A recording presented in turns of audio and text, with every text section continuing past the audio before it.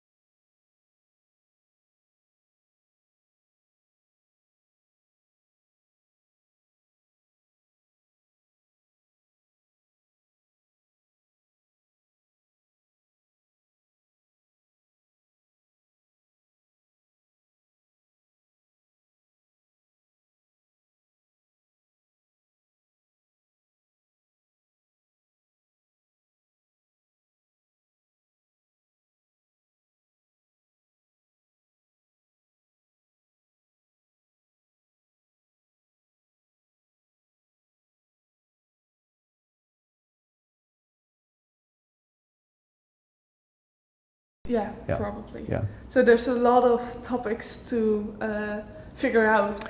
Indeed, actually. yes, indeed. And one interesting thing was also, that's actually how I started.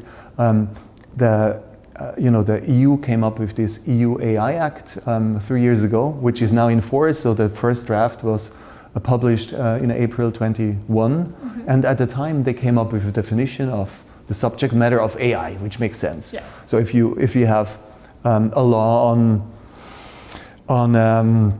what's a typical thing in Holland? What would you call is basically a very main characteristic of the Dutch society. We shout freedom to speech like every other day. Okay, but more really, a device. That's okay. Tulips, flowers. Yeah, tulips. So okay. You need a law that regulates how to deal with tulips. So they should not be taken abroad because they are a fortune here. Basically. If you take them abroad, there are a lot of things you need to deal with. Exactly. So you have that regulation, and typically you start with a definition. What is a tulip? And so the thing is, that's all okay, but within a year they changed the definition, and actually they changed basically everything, which I think is quite. So if you're not quite sure what is the subject matter, the real subject matter of a regulation, then actually it's not a good start.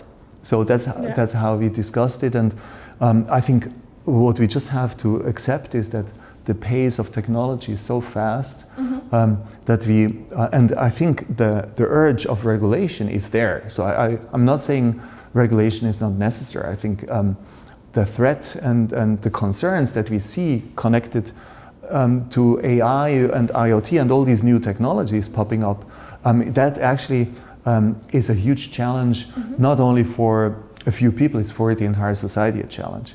And I think much larger than what was expected, and probably growing very fastly. Yeah. So we need to regulate it, but I think we also have to step back and say, well, we have to accept that, and we should be humble, that we don't yet understand what it is. And of course, it's easier and nicer to regulate something that you fully understand, but I think we just have to accept the situation as it is. So if we believe something is now basically the main direction in a technology, half year from now it could be totally different, and we don't know. I mean, maybe some people believe they know what's going on, but I think. But it's very difficult to predict where it's going. Exactly. So we have to be very fast and very flexible to adapt, and I think this is a good lessons learned with that law, which I think will probably change over time. And maybe sometimes it's also a good thing, as I'm from Switzerland, as we practice, we're not part of the EU. So typically our approach when it comes to regulation is, let's wait and see what the EU does. Let's make them some mistakes. And we wait, and then once we believe this is now common knowledge, then we also do something. Well, that's maybe not that bad. Maybe not, but if everyone would do it, then actually we would be in trouble. Someone has to start. Do you think it would be possible that IE would create its own laws that would regulate itself? I mean, the thing is, basically, I think that's really a policy matter. So. I mean, we all know decision-making AI is a fact, so that it could happen. So and actually, you can program AI so that it makes its own decisions. So why wouldn't it also make its own laws? So the question is, do you want to give a lot of power to AI, or do you prefer to use it just as a tool? And I believe the latter is the better. So I think. Using it as a tool is a great chance for mankind. Very helpful. It could be helpful, not necessarily. I mean, there are some people arguing, I wanted AI to help me do the dishes so that I have more time to write songs. But actually, it writes now songs for me so that I have more time to do the dishes. So that's not how it should be. I love it because I think it's really accurate. Yeah, definitely. Yeah. And that's not what it should be. But I think we should still look at it as a chance. I believe it's a challenge to society. And I see lots of issues and But when you look at the history of mankind, I think our species has proven to be quite adaptable to changes, and probably those concerns that are rightfully being raised all over the world, they have been very similarly addressed with other technological advances, such as electricity or the internet when it came up 25 years ago and all that. Yeah, so at the time many people predicted that's the end of copyright, and it's still here. So and it's actually probably more used than ever. I would say it's more important than I think before we had the World Wide Web. Yeah, I think so too. So let's see how we adapt. But I also see lots of challenges. Yeah. And that leads me to, all these presentations were really extremely, mindful, and you learn a lot. It's a steady exchange, and you have this sharing of ideas, which is also the overall motto of the conference. That's what's IFCLA about. But you stand there to get some coffee. You have interesting chats while you have lunch, and that's really the cool thing. It's a very, very open-minded crowd, very interactive, and also sometimes challenging one's positions, and you learn a lot from these interactions. And actually, over lunch we just had the discussion that. My generation of lawyers, we spend a lot of time in the libraries of universities and later on in large law firms. And that was sometimes very frustrating. We would read cases and we would understand basically nothing.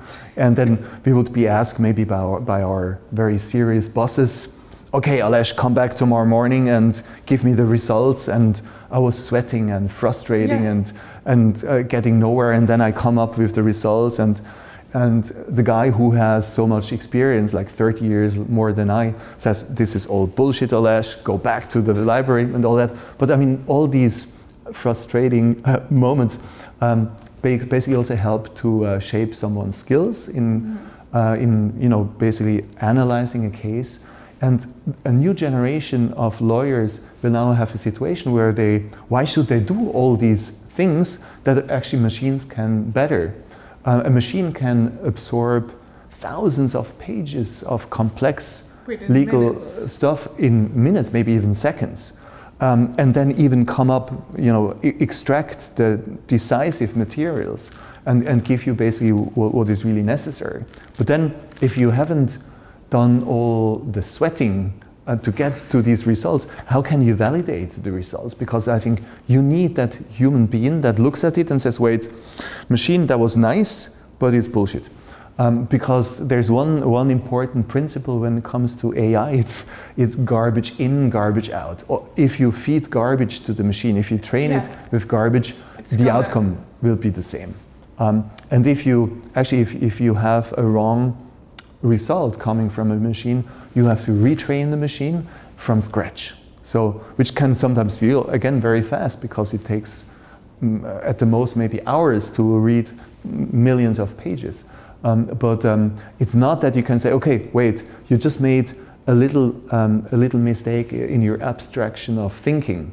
The machine is not that way. You have to go back to square one with the machine and teach it from scratch. It takes a lot of time. Yeah. But you said about students now working with AI, don't you think that actually it can be very save time to use a computer, and then all the time that you have left over, you can actually maybe use it more efficiently and better to still learn the things. To do that the you dishes. said. No, yeah, also that. No, but to learn like when it's bullshit and when it's not, but maybe in a different way. Yeah, of course. And here I'm an eternal optimist, so I really hope that mankind will adapt to that. And like to play devil's advocate, when you look, for instance, we all use navigation systems but I was still using, in the old times, I was still using maps. Yeah. So my map reading skills are basically have gone down the drain, obviously, because I don't use them again. So, and did my dependence on navigation system, did this give me time to use it productively, maybe that free time, maybe then to improve my math skills? Or no, probably I would maybe watch more TV or eat more pindakas, sandwiches or whatever. So I probably did not do the most productive thing. Yeah, okay. So it has more views. Yes, but I think that's probably also something in academia. So, if I were a professor, I think, a prohibition of AI as a tool, I think, I know some universities have quite firm prohibitions. I think that's not the way to move forward, because you have to learn how to use that, because somehow people will use it anyway. So they will find their ways around. So the question is, how do you teach students to use it in a smart way, and at the same time maybe also train your students' natural brain skills so that they have this ability? And I'm sure university and together with students, they will come up with solutions. And so I'm optimistic. I don't know where it's going to, but that's probably also the thrill of the entire journey for all of us. We don't quite know where it is going, and I think now it's a unique chance or opportunity to shape the way and to also to shape the rules how to deal with AI. So it's super interesting. Definitely. Super interesting times. Very good. At IFCLA, we're trying to be green, digital, and bright. Is this something you take on in your work life or in your personal life? Yeah. I try my best. I try to be sustainable. Very good. But I'm from Zurich, and I would have loved to come by train, which would maybe 7 hours. But the train connections within Europe are so bad. Yeah. It would have been a nightmare, maybe 6 or 7 times switching trains at night. And I came by plane, which I don't consider to be sustainable. Even if I have this urge to be sustainable, it's sometimes still very difficult the to environment, practice. exactly, the circumstances don't make it so easy to practice that. But I think it's extremely important. And yeah. Very good. Thank you so much. Thanks a lot for the interview. It was my pleasure and a great conference indeed. Really, very cool. All right. Very good. Thank you so much. Thanks. Thank you. My pleasure. Dank je wel. Dank je wel, alsjeblieft. If I just can take your mic? Oh yeah, of course.